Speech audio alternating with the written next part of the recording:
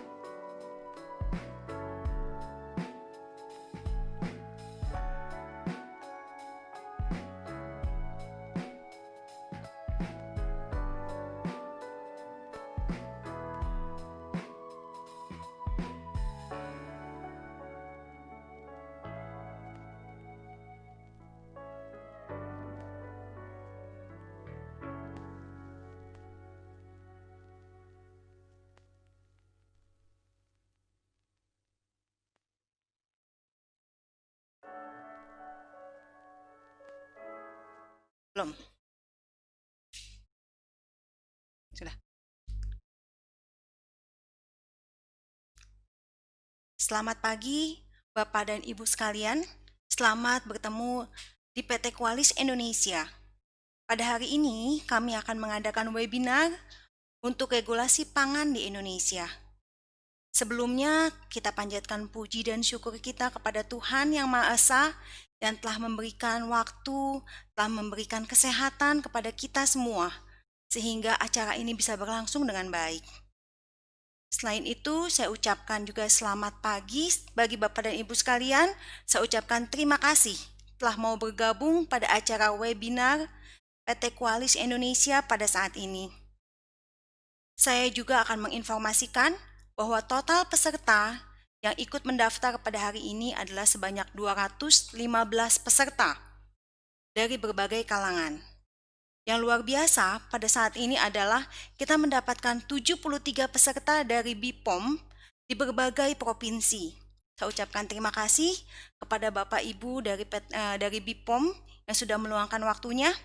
Selain itu juga kita mendapatkan registrasi dari 30 peserta dari berbagai dinas. Dinas Perindustrian, Dinas Pertanian, kemudian Dinas Perdagangan, Tanaman Pangan, Perkebunan, dan Balitbangkes. Selain itu, kami juga mendapatkan registrasi dari kalangan industri, baik minyak, makanan, minuman, baik dari bentuk PT, CV, UD, maupun UMKM, juga 28 peserta lainnya dari 15 universitas yang terdiri dari dosen dan juga mahasiswa. Terima kasih banyak atas dukungan Bapak dan Ibu sekalian. Juga tidak lupa saya ucapkan terima kasih kepada Bapak Ibu yang sudah menjadi klien di PT Qualis Indonesia selama ini. Terima kasih atas kepercayaannya, karena Bapak dan Ibu lah PT Qualis Indonesia bisa maju seperti saat ini. Dan kami berusaha untuk menjadi lebih baik dan lebih baik lagi dari waktu ke waktu untuk memberikan servis terbaik kami. Baik Bapak dan Ibu, sebenarnya PT Qualis Indonesia berencana ingin membuat seminar di berbagai daerah pada saat ini. Kita sudah melakukan seminar pada tanggal 26 Februari yang lalu di Medan. Rencananya kita akan melakukan seminar di berbagai daerah lainnya. Tapi sayangnya ternyata di negara kita mengalami pandemi COVID-19. Karena itu rencana ini terpaksa kami batalkan dan kami ganti dengan webinar ini. Webinar ini adalah webinar kedua dari PT Qualis Indonesia. Yang berikutnya akan banyak lagi rangkaian webinar yang akan kami berikan. Jangan lupa untuk selalu mengikuti perkembangan kami. Baiklah, pada kesempatan ini saya akan memperkenalkan company profile kami, PT Qualis Indonesia, karena saya rasa ada beberapa yang ikut di acara ini tapi belum mengetahui apa sih PT Qualis. Nah, supaya lebih tahu dan lebih mengenal, maka saya akan beritahukan sedikit saja mengenai profil perusahaan kami.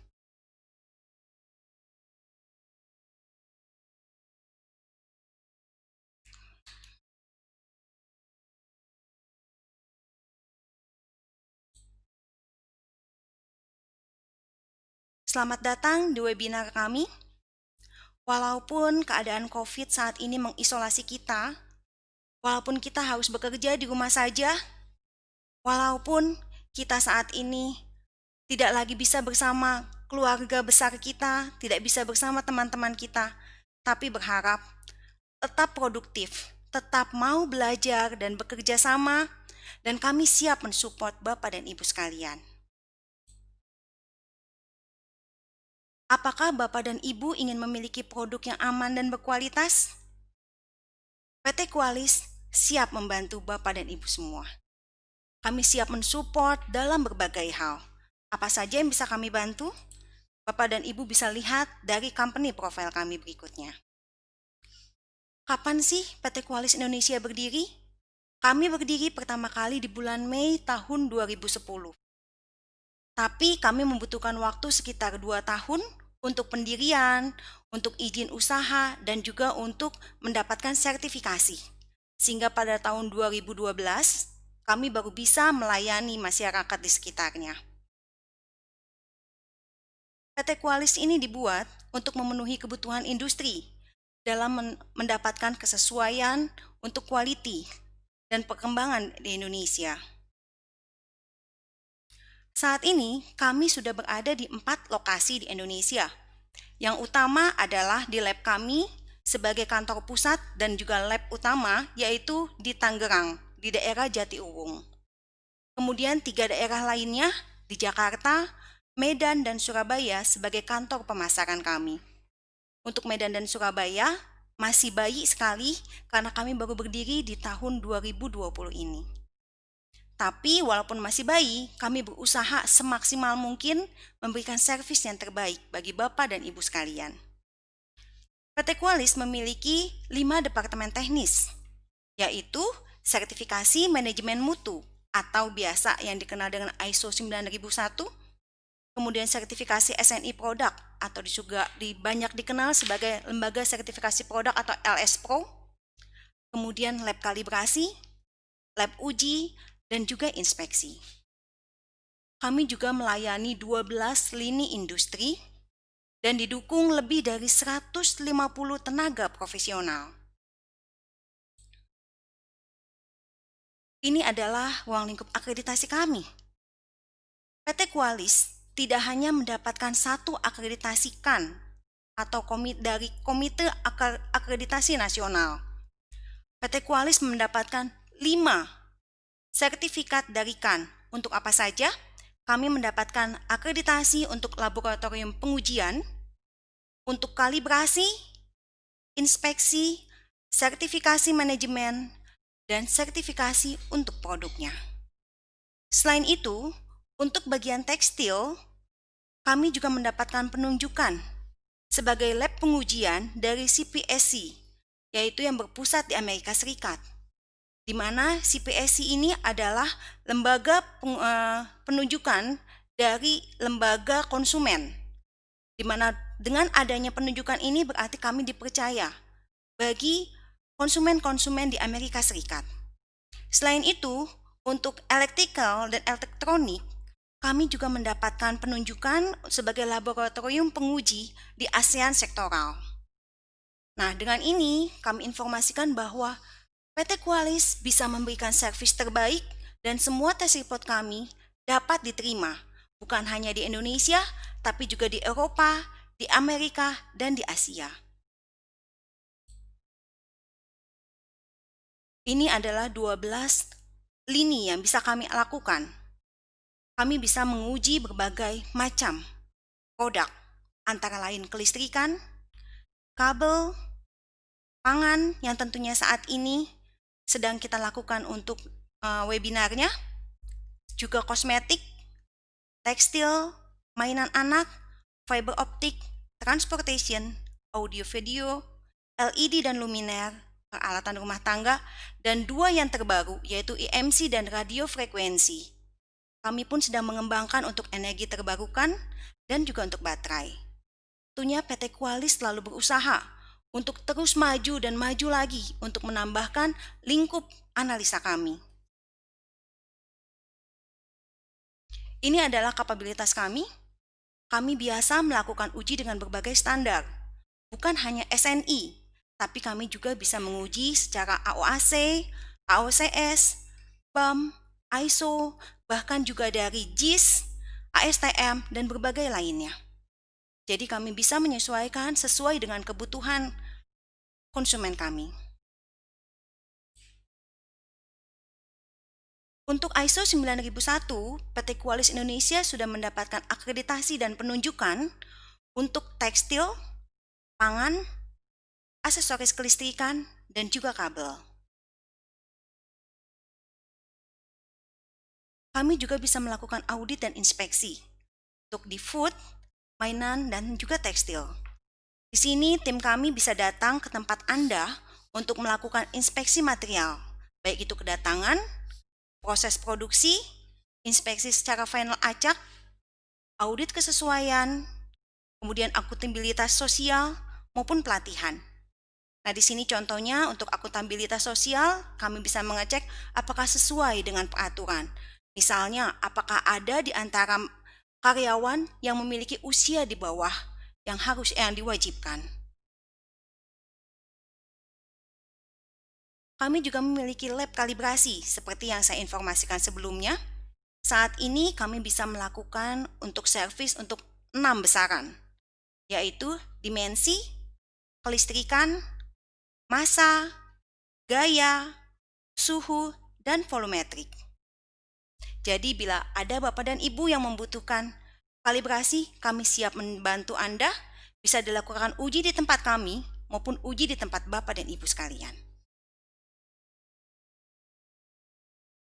Atas kepercayaan dari berbagai kementerian dan juga berbagai industri lainnya, kami mendapatkan beberapa penunjukan. Penunjukan yang kami dapat saat ini dalam bidang kabel, pakaian bayi, mainan anak, dan juga untuk makanan seperti kopi instan, coklat bubuk, tepung terigu, dan yang terbaru yang kami dapatkan yaitu untuk minyak goreng sawit untuk Permenprin nomor 6 tahun 2020. Jadi dengan ini semua kami bisa memberikan layanan untuk sertifikasi SNI kepada Bapak dan Ibu sekalian. Jadi bila ada kebutuhan, jangan ragu untuk menghubungi kami. Apa saja sih yang bisa dianalisa di lab makanannya PT Qualis? Tentunya untuk nutrition fact, kami sudah bisa untuk semua capability. Jadi untuk nutrition fact lengkap, semua bisa dianalisa. Kemudian untuk heavy metal, kami juga ada 19 jenis heavy metal dan mineral yang bisa digunakan dan dianalisa di tempat kami. Untuk pestisida, kami juga bisa berbagai golongan pestisida. Kemudian antibiotik, kami juga bisa lakukan. Preservatif, dan lain-lain seperti mikotoksin, pewarna, petalat, melamin, dan analisa lainnya. Untuk mikrobiologi juga kami lengkap. Ini adalah berbagai jenis mikrobiologi yang dapat dilakukan di analisa di tempat kami. Kami juga bisa melakukan uji efektivitas bila Bapak dan Ibu membutuhkannya. Peralatan apa saja yang kami miliki?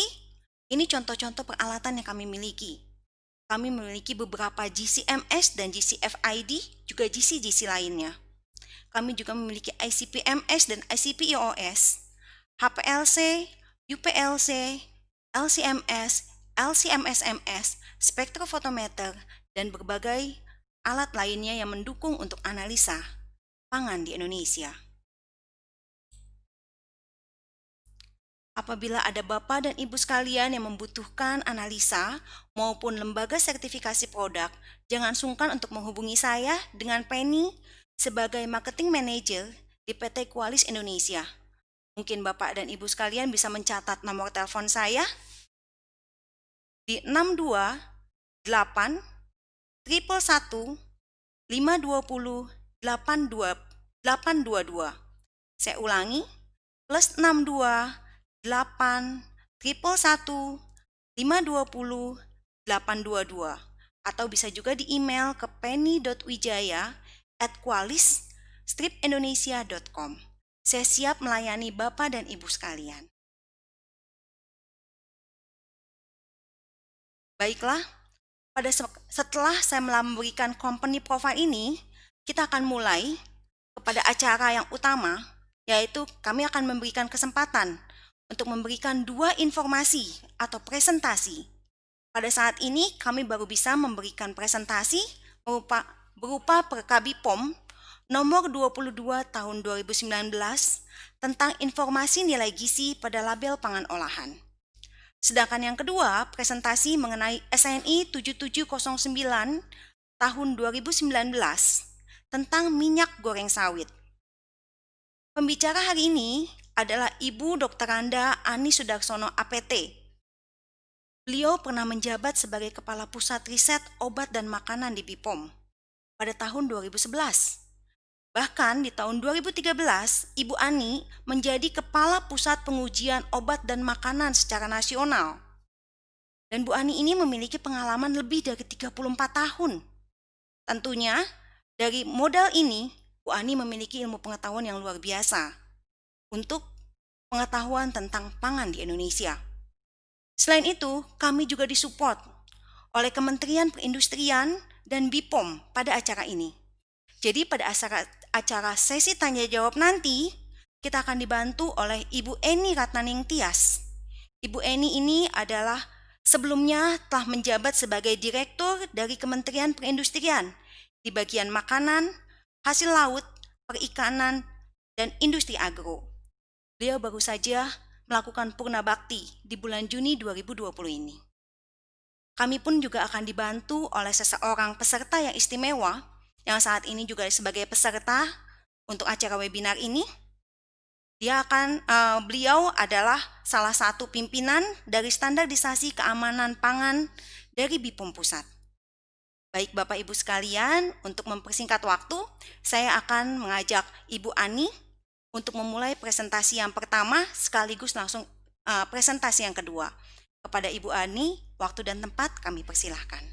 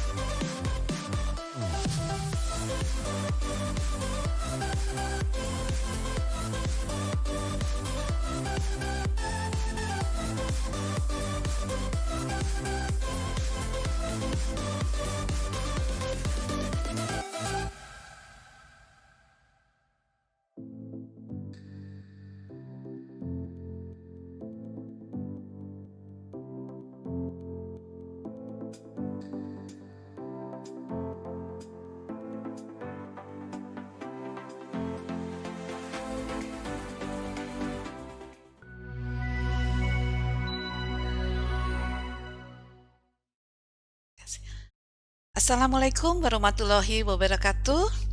Salam sejahtera untuk kita semua. Senang sekali bisa bertemu kembali di dalam acara sosialisasi Perka Badan POM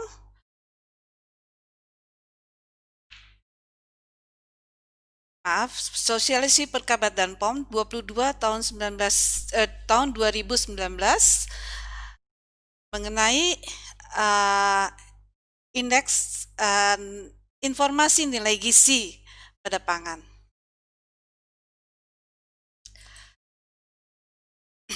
Oke, baik, kita mulai peraturan Badan POM Pengawas Obat dan Makanan nomor 22 tahun 2019 tentang informasi nilai gizi pada label pangan olahan.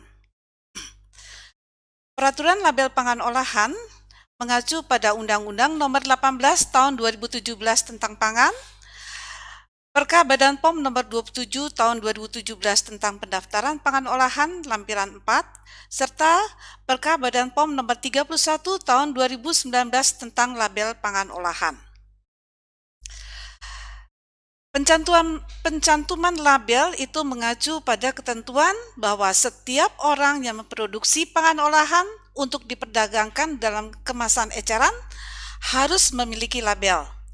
Setiap orang yang mengimpor bahan pangan olahan untuk diperdagangkan dalam kemasan eceran, kemasan eceran merupakan kemasan akhir pangan yang tidak boleh dibuka untuk dikemas kembali menjadi kemasan yang lebih kecil dan siap diperdagangkan. Pangan tersebut termasuk pangan olahan yang diedarkan untuk tujuan donasi ataupun untuk program pemerintah. Label ini harus sesuai dengan disetujui pada saat izin edar. Maaf. Mudah dilihat dan dibaca. Label tidak mudah lepas dari kemasan pangan dan tidak mudah luntur atau rusak. Jadi jelas label itu harus terikat erat pada kemasannya.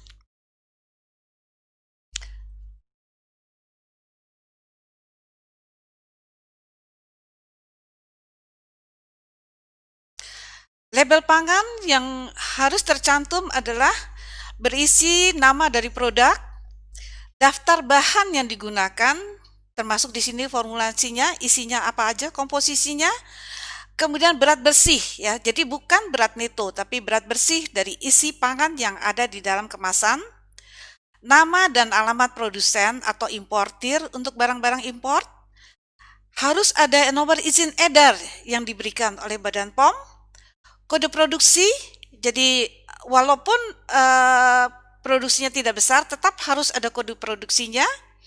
Kemudian keterangan tentang kedaluarsa, jadi kapan batas akhir produk itu tersebut masih dijamin kualitasnya. Kemudian halal bagi produk yang dipersyaratkan. Jadi jika produknya mengandung bahan-bahan yang bersumber pada babi, ataupun bersentuhan, itu harus disebutkan di situ. Termasuk di sini adalah asal-usul bahan pangan tertentu.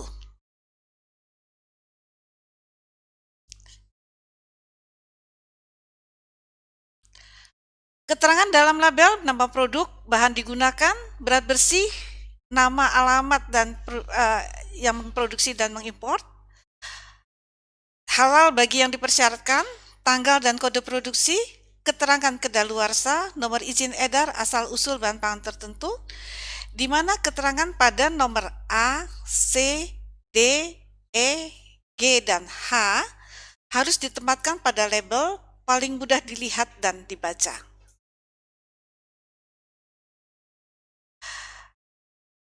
Kemudian harus ada keterangan berupa peringatan. Peringatan terkait penggunaan pemanis buatan.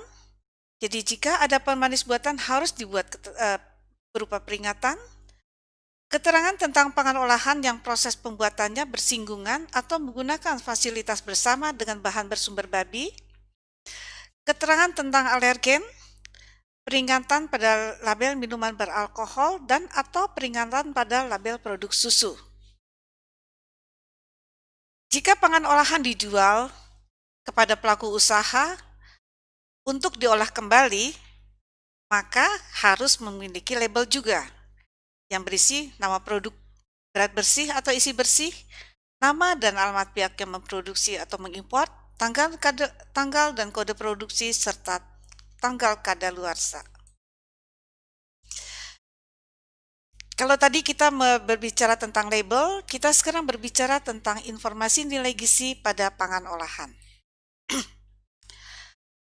Informasi gizi yang disebutkan di dalam label mempunyai kewajiban untuk pencantuman.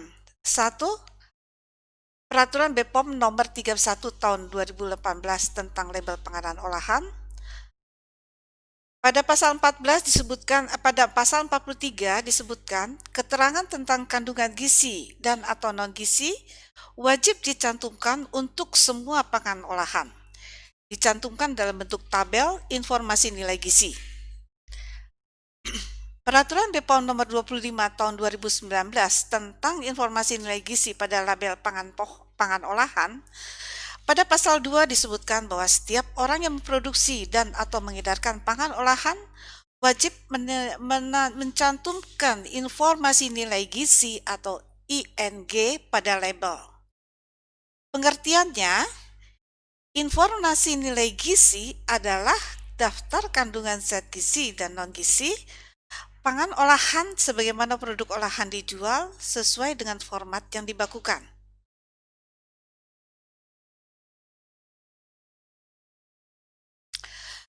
Pengecualian informasi nilai gizi berlaku wajib untuk semua pangan, kecuali kopi bubuk, teh bubuk atau teh serbuk, teh celup, air minum dalam kemasan berupa air embun, air mineral atau air demineral, herba, rempah-rempah, bumbu atau kondimen.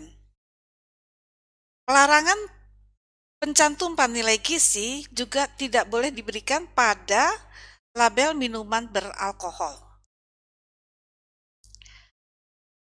Pada pasal 5 disebutkan, tata cara pencantuman adalah berbentuk tabel yang dicantumkan pada bagian belakang pada kemasan atau pada bagian backpacknya. Ini adalah daftar yang wajib dicantumkan.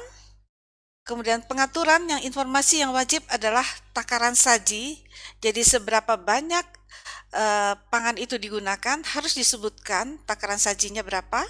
Bisa dalam bentuk ukuran rumah tangga, misal sendok, gelas, atau bisa dalam bentuk gram. Jumlah sajian per kemasan, jenis dan jumlah kandungan zat gizi, jenis dan jumlah kandungan zat non-gizi, persentasi angka kecukupan gizi, dan catatan kaki. Persentasi angka kecukupan gizi dihitung berdasarkan ALG, angka label gizi.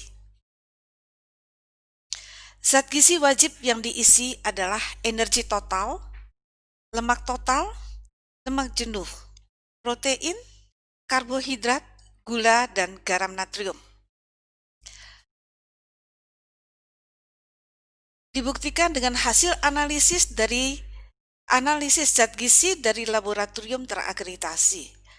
Mengenai laboratorium terakreditasi ini bisa dari Indonesia ataupun dari luar negeri, asal laboratorium itu telah diakreditasi oleh lembaga pemerintah dari negara yang bersangkutan ataupun adanya kerjasama antara lembaga akreditasi negara tersebut dengan Indonesia. Pengecualian informasi label gizi ini dapat diberikan kepada pangan olahan yang diproduksi oleh usaha kecil menengah. Di sini kita bisa melihat yang wajib ada di dalam kotak yang berwarna kuning, lemak total, lemak trans kolesterol, lemak jenuh, protein, karbohidrat total, serat pangan, gula, dan garam. Di situ dicantumkan dalam bentuk miligram, dalam bentuk gram ataupun miligram, dan persentasenya terhadap angka label gizi. Takaran saji. Pencantuman informasi nilai gizi pada kemasan per satu takaran saji. Kecuali untuk jenis panganan berikut, pencantuman ING dapat dilakukan misalnya formula bayi, formula lanjutan, pencantuman per 100 gram dan per 100 kalori, pangan wajib fortifikasi, pangan olahan antara adalah per 1 gram atau per 100 ml, dan PMKK sesuai ketentuan perundang-undangan. Berat bersih atau isi bersih pangan olahan paling sedikit setengah dari ukuran satu takaran saji. Takaran saji pangan olahan dinyatakan dalam satuan metrik atau satuan metrik dan ukuran rumah tangga. Jadi ukuran rumah tangga itu bisa sendok, sendok makan, sendok teh, ataupun gelas.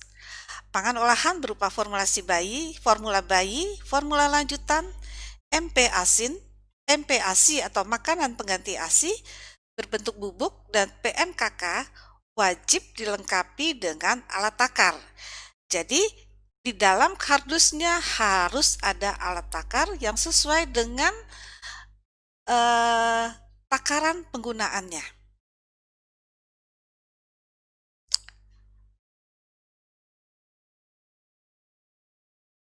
Contohnya, ini adalah contoh dari eh, informasi nilai gizi.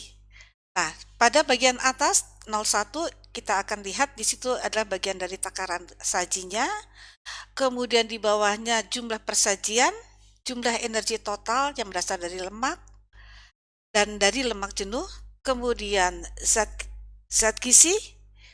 Di situ ada lemak total, lemak trans, kolesterol, protein, karbohidrat, gula, garam. Kemudian di situ bagian sebelah kanan ada angka kecukupan gizi, itu dapat dari label gizi. Kemudian catatan kaki. Pada catatan kaki perlu dituliskan persen angka kecukupan gizi berdasarkan kebutuhan energi 2150 kilokalori adalah kebutuhan yang secara umum. Kebutuhan energi Anda mungkin lebih tinggi atau lebih rendah. Ya, jadi 2150 adalah kebutuhan energi yang sifatnya umum.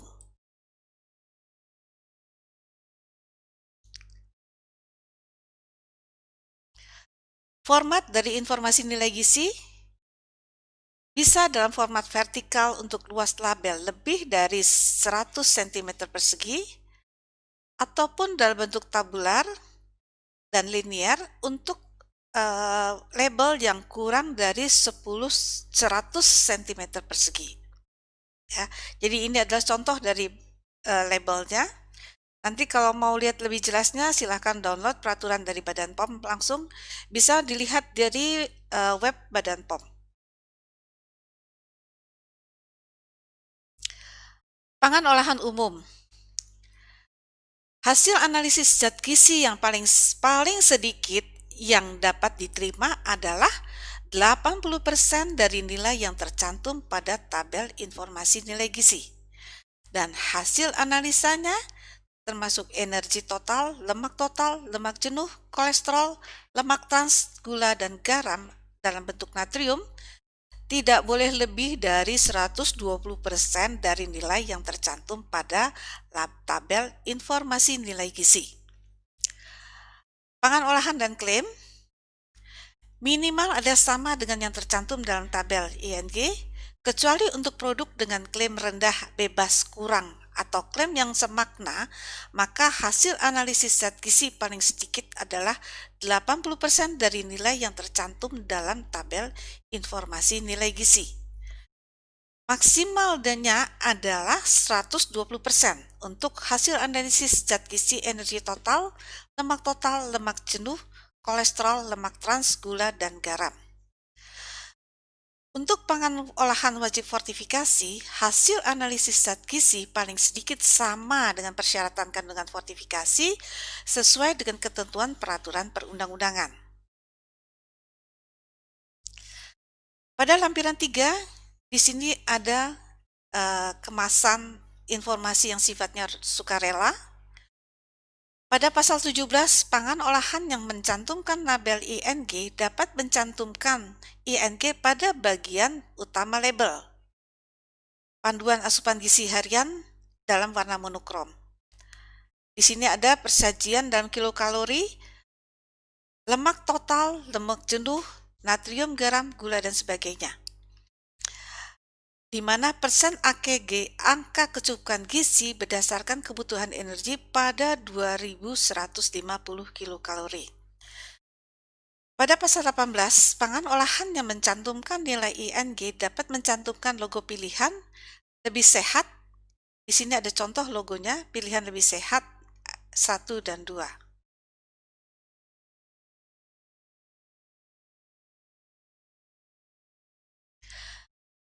Panduan warna monokrom, ya, ini diberikan pada untuk informasi energi, lemak total, lemak jenuh, natrium, gula, dan zat gizi meliputi energi, lemak jenuh, lemak, gula, dan sodium atau garam. Kemudian mencakup informasi gizi, jumlah zat gizi, jumlah kontribusi zat gizi terhadap analisa kecukupan gizi.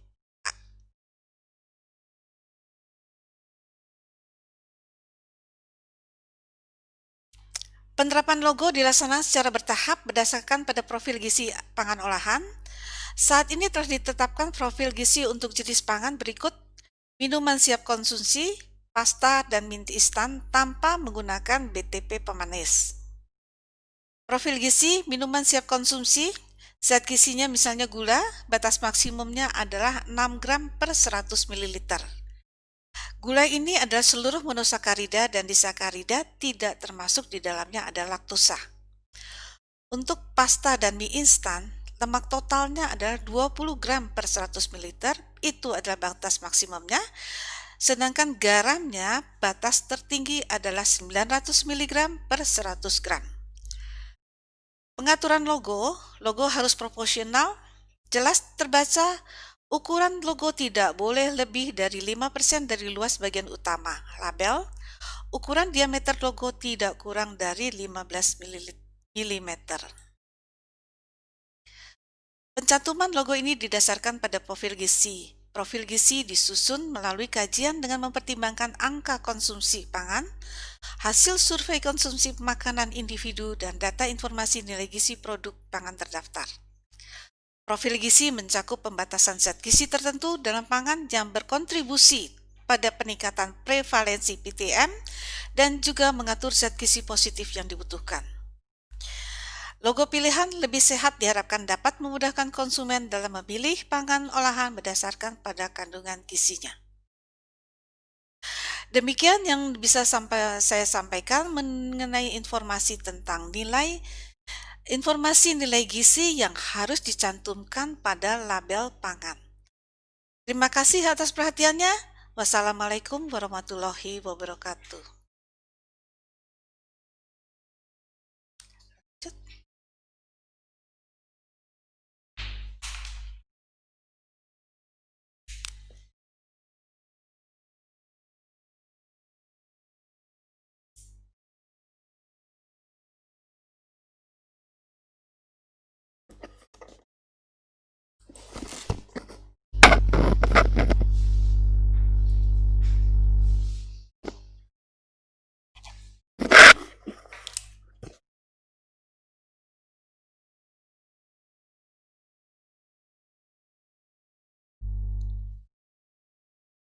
Selamat siang Bapak dan Ibu sekalian. Untuk pertanyaan atau komentar, Bapak dan Ibu sekalian bisa menuliskan pada link pertanyaan dan komentar. Selain itu juga kami juga akan memberikan sertifikat dan materi untuk semua peserta yang sudah melakukan daftar ulang atau daftar hadir dan juga mengisi survei. Jadi, bagaimana cara mengisi survei dan mengisi daftar hadir? Silahkan diambil di kolom deskripsi di bawah video ini, atau bisa juga menggunakan QR code yang bisa langsung di-link dengan menggunakan QR code di sana. Nah, dari situ akan langsung ada link untuk bisa menuliskan pertanyaan, kemudian juga bisa melakukan mengisi daftar hadir dan survei. Jadi semua bagi para peserta yang menuliskan survei dan daftar hadir, kami akan berikan sertifikat dan juga semua materi akan kami kirimkan dalam waktu 1 minggu ke depan. Kemudian mari kita akan mulai kembali ke acara yang kedua, yaitu sosialisasi mengenai SNI minyak kelapa sawit yang kembali akan dibawakan oleh Ibu Ani. Waktu dan tempat Bu Ani kami persilahkan.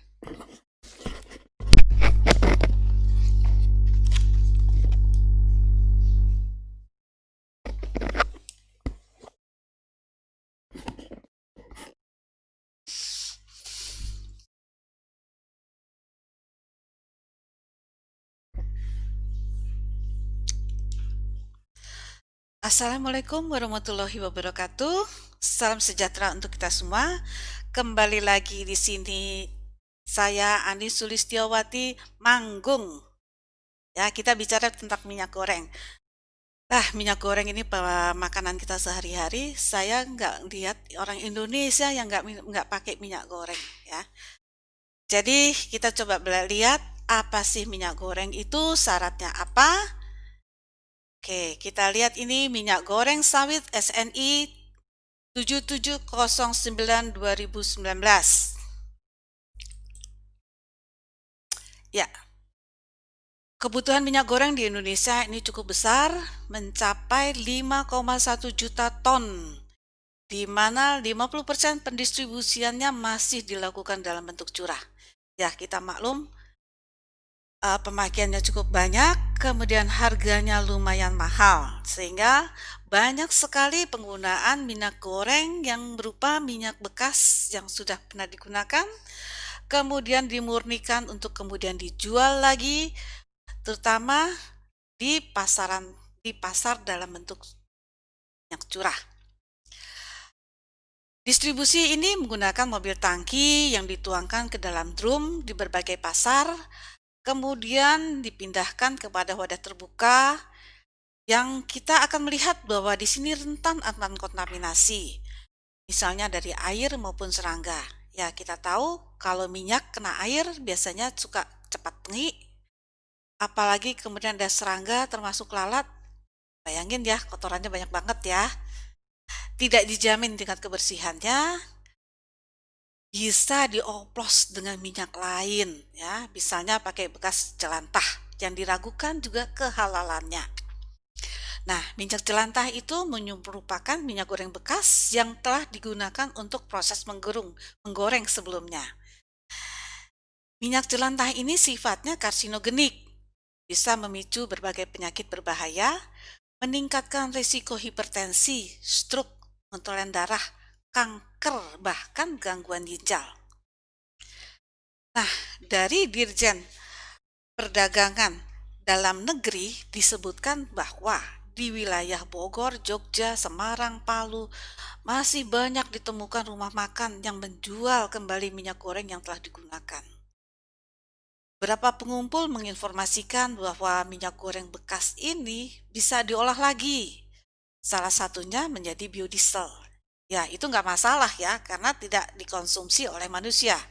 Tetapi bila dijual kembali merupakan minyak goreng curah hasil produksi pabrikan, ini yang akan berbahaya. Nah, berdasarkan data dari Gabungan Industri Minyak Nabati Indonesia, bahwa 20% pasar dari minyak goreng curah diisi oleh minyak goreng jelantah. Duh, mengerikan sekali ya. Nah, karena itu perlu ini menerapkan tentang SNI terkait standar kualitas dari minyak goreng. Jadi, latar belakang dari SNI ini adalah memberikan perlindungan kepada konsumen dari ekses negatif penggunaannya. Minyak goreng sawit telah diberlakukan standar nasional sehingga wajib dilakukan pengawasan terhadap produk minyak goreng yang beredar di pasar. Tujuannya memberikan perlindungan kepada konsumen dari efek negatif peredaran produk yang tidak sesuai ketentuan, menumbuhkan kesadaran pelaku usaha untuk menjalankan usaha dengan itikat baik, jujur, dan bertanggung jawab. Peningkatan produksi dan penggunaan produk dalam negeri serta mencegah distorsi pasar dan peredaran produk impor yang tidak sesuai dengan ketentuan yang berlaku.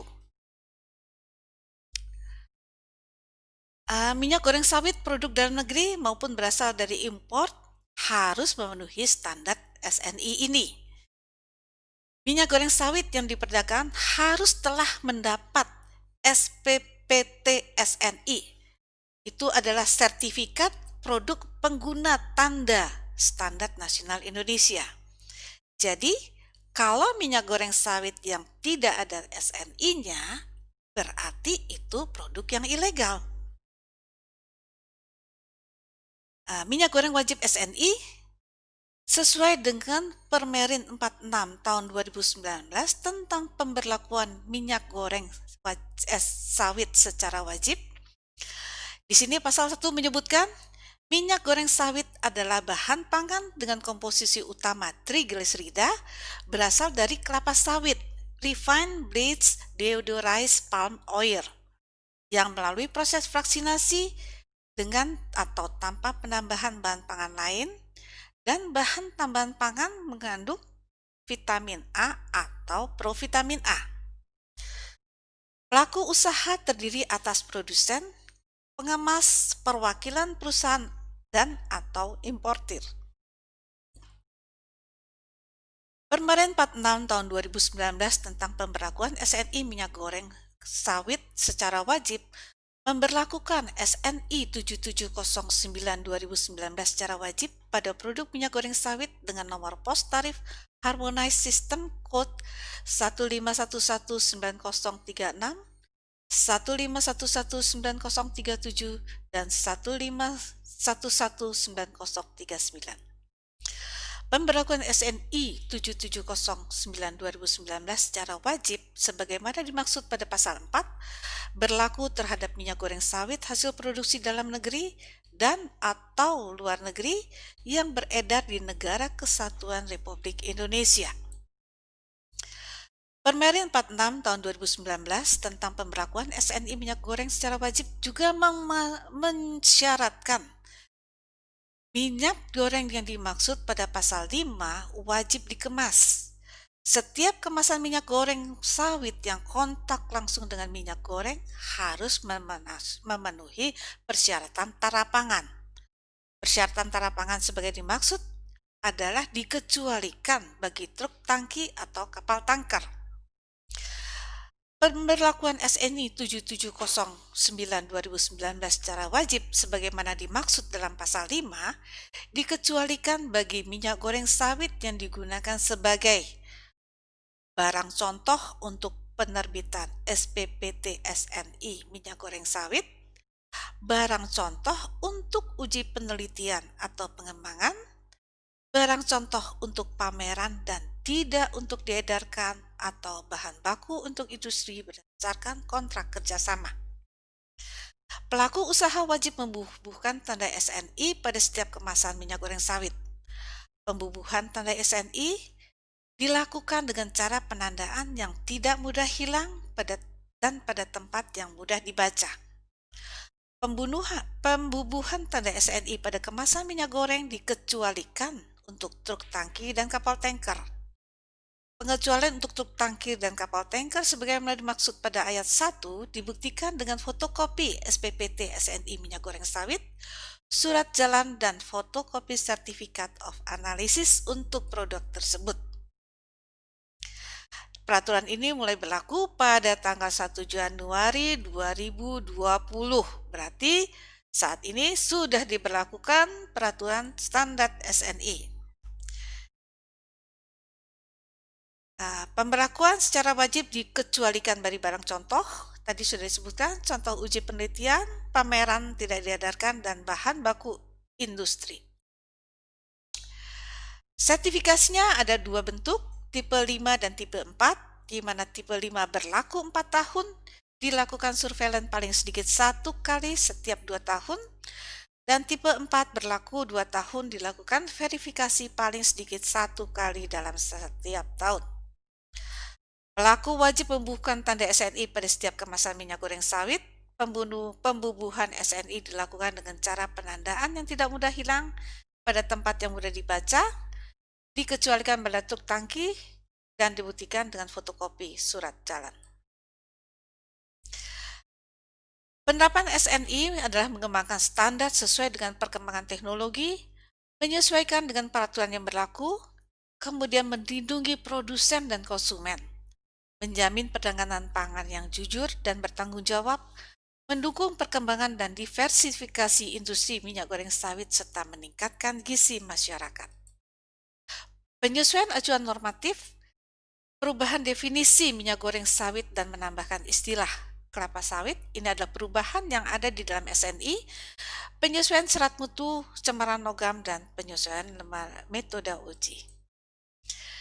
Di dalam SNI disebutkan minyak goreng sawit adalah bahan pangan dengan komposisi utama trigliserida berasal dari minyak kelapa sawit yang telah melalui proses fraksinasi dengan atau tanpa bahan pangan lain dan bahan tambahan pangan mengandung vitamin A atau provitamin A. Minyak kelapa sawit minyak diperoleh dari minyak kelapa sawit mentah atau crude palm oil, CPO, melalui proses pemurnian meliputi penghilangan gam dan pemucapan atau bleaching dan deodorize. Ini adalah label syarat mutu untuk minyak kelapa sawit. Ya, ada bau, rasa, warna, kadar air, dan sebagainya. Pengujian dilakukan terhadap contoh yang diambil dari pabrik, itu adalah dilakukan untuk bilangan peroksida dan vitamin A total. Nilai vitamin A total yang diwajibkan di sini ketika diambil dari pabrik adalah minimum 45 international unit per gram, tetapi di pasaran dapat turun. Dan turunnya ini disesuaikan dengan kebutuhan masyarakat untuk mendapatkan vitamin A tambahan. Vitamin A total merupakan jumlah dari vitamin A dan provitamin A dalam bentuk karotin yang dihitung kesetaraannya dengan vitamin A. Kemudian yang pengujian terhadap adanya timah atau SM hanya dilakukan untuk produk minyak goreng yang dikemas di dalam kaleng.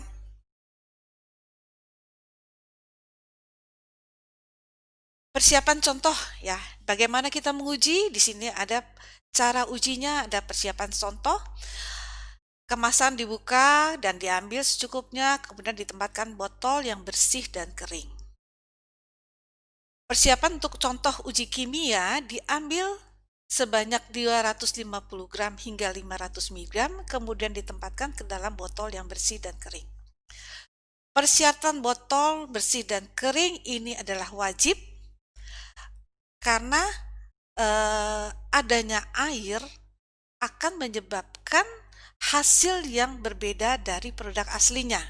Karena kita ketahui air akan membawa bakteri yang akan menyebabkan minyak menjadi tengik sehingga komposisinya berbeda dengan produk asalnya. Pengamatan rasa perlu dilakukan dengan indera pengecap, dilakukan oleh panelis yang terlatih atau kompeten. Ambil contoh uji secukupnya dan rasakan dengan pengecap, dengan lidah. Jadi ya di sini yang mau coba-coba ngecap-ngecap minyak goreng silahkan. Lakukan pekerjaan dengan minimal 3 orang terlatih. Nah, harus dilatih bagaimana membedakan minyak goreng yang bagus dan yang tidak bagus. Berarti harusnya nggak boleh banyak-banyak makan minyak yang mengandung minyak ini panelisnya ya, ataupun juga satu tenaga ahli. Hasil dinyatakan bisa terasa khas minyak goreng sawit, maka dinyatakan normal. Tetapi jika tidak terasa, dikatakan tidak normal. Ya, jadi kesimpulannya hanya 2, normal dan tidak normal. Bukan new normal ya, jangan salah. Di sini nggak ada new normalnya. Oke, warna. Pengamatan contoh dengan indera penglihat yang dilakukan panelis untuk pengujian keadaan warna. Ambil contoh dan letakkan di atas wadah bersih dan kering. Lihat warna contoh. Lakukan pengerjaan minimal dengan 3 orang pelatih dan 1 orang tenaga ahli. Jika warna sesuai dengan warna khas pasta, maka hasil dinyatakan normal. Jika terlihat warna lain selain warna khas pasta, maka dinyatakan sebagai tidak normal. Kadar air dan bahan menguap, ya. Kadar air bahan menguap dihitung berdasarkan bobot yang hilang selama pemanasan di dalam oven. Pemanasan pada 130 derajat plus minus 1 sesuai dengan AOCS Official Method. Ya. Pemanasan dilakukan selama 30 menit sampai diperoleh bobot tetap. Kisaran 2 kali pengulangan maksimal adalah 10% dari nilai rata-rata kadar air bahan menguap. Jika kisaran lebih besar dari 10%, maka uji harus diulang kembali. Nah, 10% ini adalah dihitung dari perbedaan 2 kali pengulangan. Jadi 2 kali pengujian, jika hasilnya berbeda di bawah 10%, sudah bisa memenuhi syarat untuk ditampilkan di dalam sertifikat. Tetapi jika hasilnya lebih besar, perbedaannya lebih besar dari 10%, ya harus diulang kembali pengujiannya. Ya, itu untuk kadar air dan bahan menguap. Untuk asam lemak bebas dihitung sebagai asam palmitat.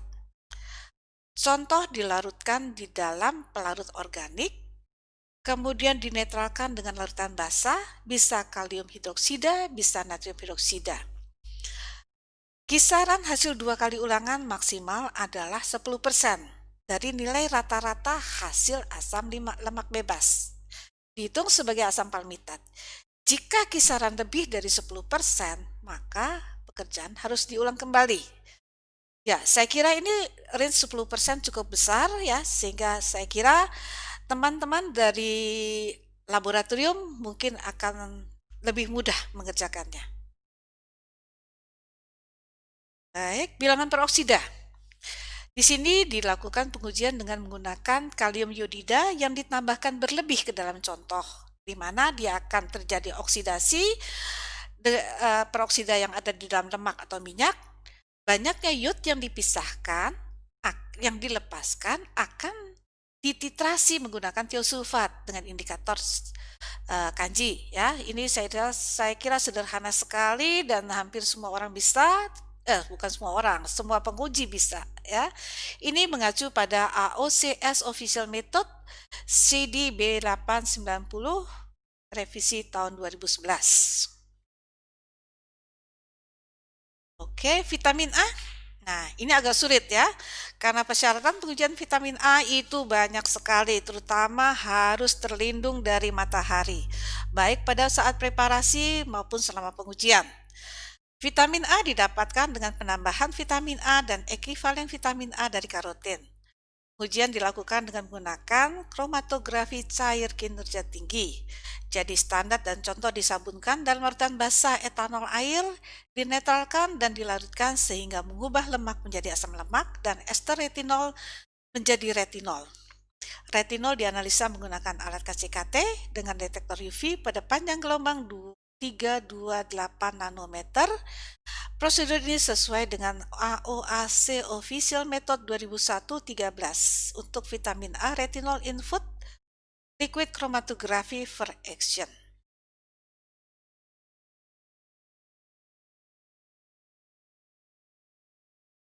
Karoten. Prinsip sampel homogen dilarutkan dalam isooktan dan absorban diukur menggunakan spektrofotometer pada panjang gelombang 446 nanometer sesuai ISO 17932-2011 second edition. Palm oil determination of the deterioration of bleaching index dan N-carotene content. Jadi ini memang sangat sederhana menggunakan spektro pada reaksi warna yang ditimbulkan setelah dilarutkan dalam isooktan. Minyak pelikan adalah minyak mineral ya. Jadi ini kita harus hati-hati.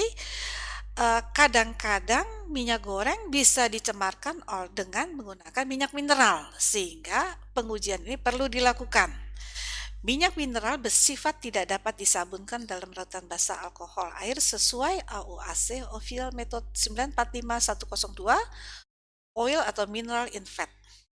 Caranya, ambil dengan seksama 1 ml contoh, masukkan ke dalam Erlenmeyer, tambahkan 1 ml KOH dan 25 ml alkohol, didihkan dengan menggunakan pendingin tegak, kocok sekali-sekali hingga terbentuk penyabunan. Tambahkan 25 ml air jika larutan menjadi keruh menandakan adanya minyak pelikan. Ya, sederhana. Jadi bisa dilakukan di lapangan tanpa menggunakan alat-alat laboratorium yang canggih. Hasil jika keruh maka dinyatakan positif, jika tidak keruh hasil dinyatakan negatif. Cemaran logam, prinsipnya ada dekstruksi contoh dengan cara pengabuan kering pada suhu 450 derajat dengan cara dekstruksi bertekanan menggunakan microwave digester yang dilanjutkan dengan pelarutan dalam asam. Logam yang terlalu diukur menggunakan alat AAS ya. Ini ada referensinya, di mana hasilnya kisaran 2 kali ulangan maksimal 16% dari nilai rata-rata hasil kadar logam. Jika kisaran lebih dari 16%, maka uji harus diulang kembali. Nah, terakhir syarat lulus uji. Produk dinyatakan lulus uji jika memenuhi syarat mutu pada label, ya, sebelah kanan akan terlihat labelnya. Cara memproduksi produk yang higienis termasuk cara penyiapan dan penanganan sesuai dengan ketentuan peraturan perundang-undangan. Kemudian produk harus dikemas dalam wadah yang tertutup rapat, tidak dipengaruhi atau mempengaruhi isi aman selama penyimpanan dan pengangkutan, harus ada penandaan yang sesuai dengan ketentuan perundang-undangan. Baik, ini yang bisa saya sampaikan pada kali ini. Mungkin dari hasil survei silahkan ada usulan untuk materi-materi berikutnya. Silahkan menghubungi Qualis dan terima kasih atas perhatiannya. Mohon maaf atas kekurangan atau kehilapan. Wassalamualaikum warahmatullahi wabarakatuh. Terima kasih.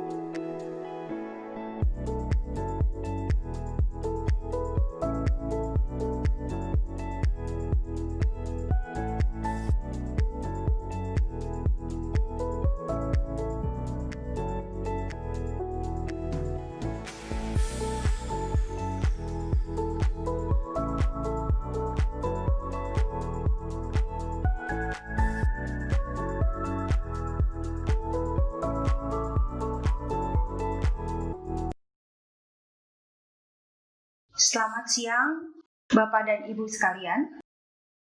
Baiklah, mari kita mulai sesi tanya jawab pada saat ini. Saat ini sudah bergabung bersama kita Ibu Eni Ratna Mingtyas. Ibu Eni ini sebelumnya sebagai Direktur Kementerian Perindustrian, Direktorat Industri Makanan, Hasil Laut, Perikanan, dan Direktorat Jenderal Industri Agro. Juga tamu spesial kita Ibu Beksa Presiana sebagai Kasubdit Standarisasi Keamanan Pangan dari Direktorat BPOM. Ada beberapa pertanyaan yang sudah masuk. Pertanyaan pertama, ini dari Ibu Enda Prasetya Susanti dari BPPOM di Jayapura. Fortifikasi vitamin A wajib ditambahkan dalam minyak goreng. Tetapi, bagaimana menjaga vitamin A agar tidak mudah hilang selama penyimpanan, terutama untuk minyak goreng curah? Silakan Bu Ani untuk menjawab.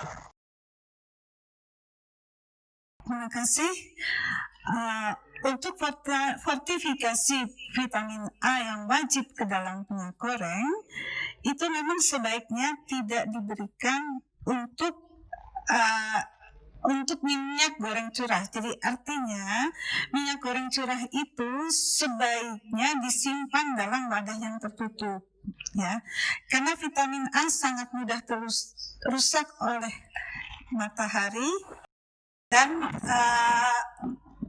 dalam kondisi wadah yang terbuka juga akan teroksidasi oleh udara sehingga tidak dianjurkan untuk penyimpanan dalam wadah yang terbuka. Ya, jadi minyak goreng itu harus dalam wadah yang tertutup rapat dan terlindung dari matahari.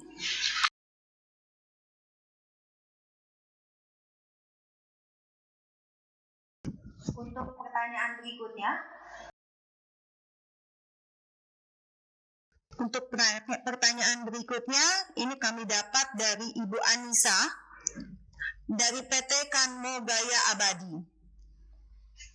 Apakah produk kopi bubuk termasuk produk yang diwajibkan mencantumkan tabel informasi nilai gizi?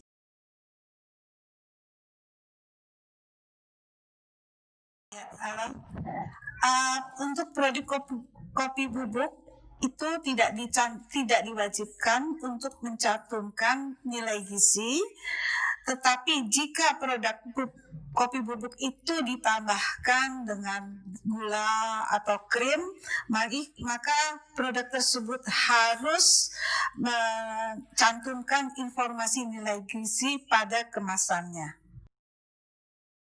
Oh ya, bagi Ibu Eni dan Bu Deksa, jika mau menambahkan, mohon diinfo aja langsung, Bu. Kita akan berikan waktu. Boleh Ibu, silahkan. Ini mau ada tambahan dari Ibu Eni. Silahkan Bu Eni.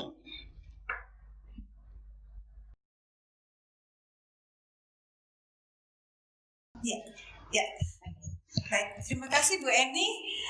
Di sini ada tambahan dari Bu Eni bahwa vitamin A itu ditambahkan pada saat mulai produksi, sehingga di dalam pasaran tidak dilakukan pengawasan terhadap kadar vitamin A.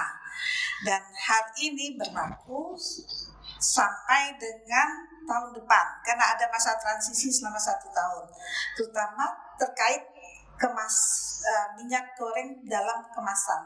Itu ya Bu Eni. Baik, terima kasih atas penjelasan dari Bu Eni. Terima kasih Bu Eni, tambahan penjelasannya. Kita akan lanjut ke pertanyaan berikutnya. Ini pertanyaan dari Bapak Anas Abdul Hakim dari PT Jakarana Tama. Pertanyaannya, maksud dari hasil analisa zat gizi maksimal 120%. Seperti apa maksudnya? Dan bolehkah dicontohkan, Bu? Iya.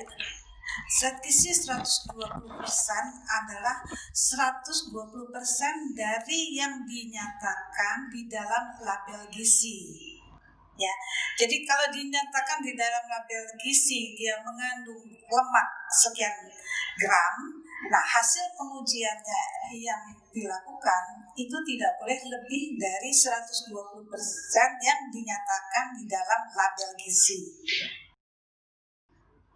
Mungkin begitu jelas Pak Anas. Semoga jelas ya. Nah, ini juga ada pertanyaan nih Bu. Sebentar, saya cek dulu. Kapan diberlakukannya Perka BPOM nomor 22 tahun 2019? Ini yang menanyakan adalah Wahyu Haryani dari BPOM Mataram. Nah, ini saya informasikan bahwa peraturan BPOM nomor 22 tahun 2019 ini mulai berlaku sejak diundangkan, yaitu tanggal 21 Agustus tahun 2019 dan berlaku sampai maksimal sampai 30 bulan dari tanggal diundangkan harus sudah dilaksanakan. Mungkin Bu Deksa ada mau menambahkan?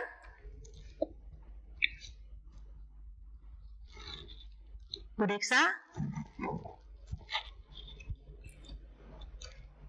Benar Bu, 30 bulan setelah diundangkan?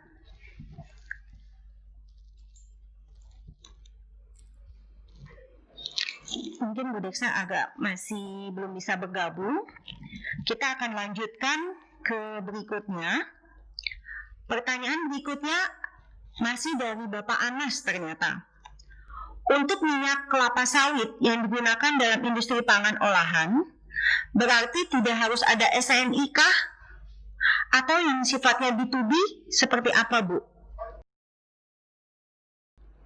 Apakah minyak kelapa sawit yang digunakan dalam industri pangan tidak harus selalu dengan SNI? Atau yang sifatnya B2B, itukah harus SNI atau tidak? Jadi mungkin pertanyaannya, yang B2B apakah harus di SNI-kan? Atau kalau yang curah atau yang lainnya tetap harus dilaksanakan atau tidak, Bu? Untuk SNI ini berlaku wajib untuk apa saja yang ada di industri olahan minyak? Baik, terima kasih. Ya, baik, terima kasih. Terkait dengan peraturan yang berlaku, jadi regulasi itu ada masa transisinya. Masa transisi ini bermanfaat untuk produk yang sudah beredar, dia harus menyesuaikan dengan masa transisinya. Sementara untuk produk yang akan diproduksi harus menyesuaikan dengan persyaratan yang terakhir. Jadi semua regulasi untuk produk yang akan diproduksi dan diedarkan harus menyesuaikan dengan peraturan yang terakhir, ya, peraturan yang berlaku. Sementara produk yang sudah beredar menyesuaikan dengan masa transisi tersebut. Silakan lanjutkan. Baik, ini ada pertanyaan yang kayaknya Bu Deksa yang paling jago nih untuk menjawab. Ini pertanyaan dari Ibu Imas Ramadini, Bu, dari PT Sekar Laut. Untuk takaran saji pangan yang tidak diatur pada Perkabipom nomor 9 tahun 2015 dapat mengacu pada regulasi apa, Bu?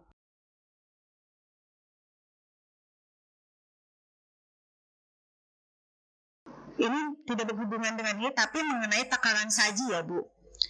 Takaran saji yang tidak diatur dalam Perkabipom nomor 9 tahun 2015 dapat mengacu pada regulasi apa?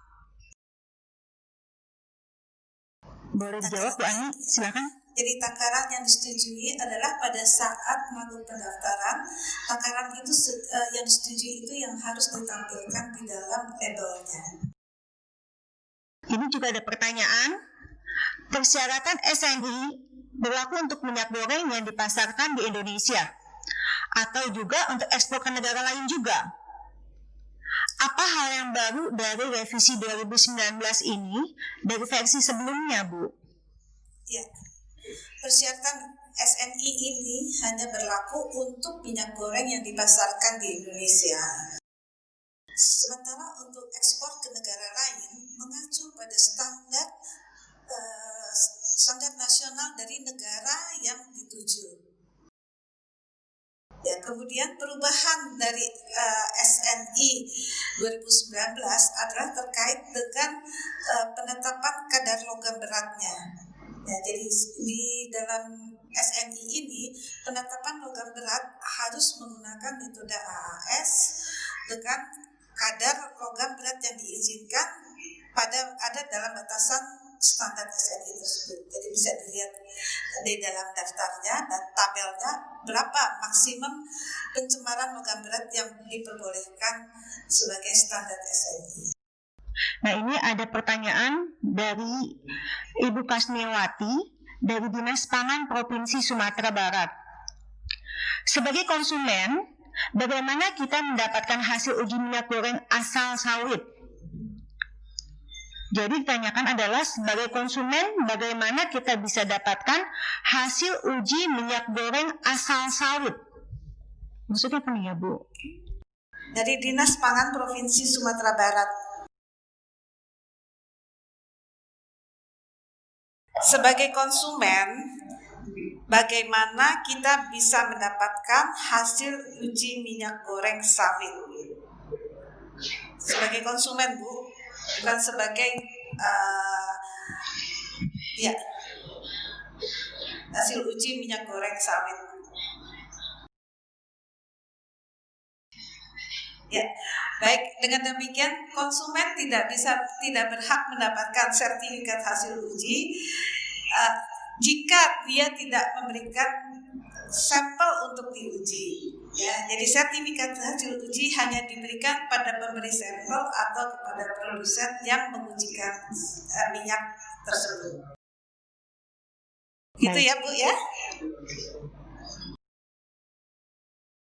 Baik, terima kasih Bu Eni. Jadi kesimpulannya bahwa konsumen tidak bisa mendapatkan hasil uji dari minyak goreng jika dia tidak pernah mengirimkan sampel ke dalam lab. Gitu ya, Bu ya. Baik, Bu. Terima kasih, Bu. Baik. Nah, di sini ada pertanyaan juga dari Bapak Ahmad Faisal dari PT Kobe Boga Utama.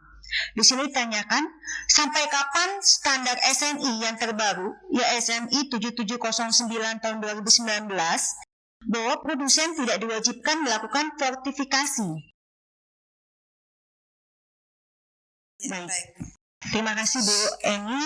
Jadi saya simpulkan, untuk SNI ini tetap berlaku wajib, tapi untuk saat ini bisa tanpa vitamin A karena ada kesulitan di dalam impor vitamin A.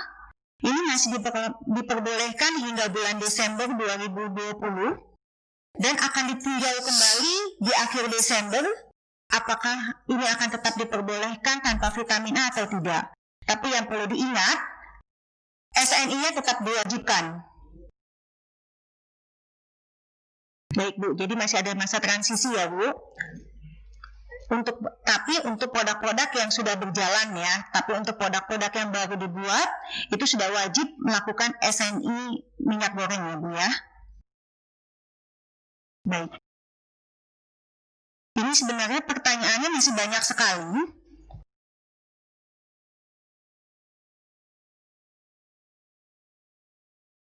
Ini ada satu pertanyaan nih Bu yang cukup menarik.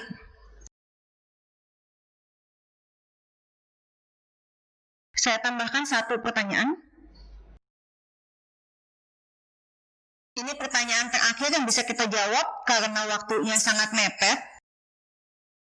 Ini pertanyaan dari Bapak Dodi Purwanto dari Politeknik Pertanian dari Pertanian Negeri Samarinda. Apakah minyak goreng sawit yang hanya dilakukan satu kali penyaringan dapat dikemas menjadi minyak kemasan? Ya baik Bu Edi, terima kasih. Jadi kesimpulannya bahwa minyak goreng sawit yang dilakukan satu kali penyaringan silahkan asal hasil kemas memenuhi standar SNI. Jadi proses tidak menjadi penilaian tetapi hasil akhir yang menjadi jaminan bahwa produk tersebut adalah memenuhi syarat SNI. Gitu Bu Edi?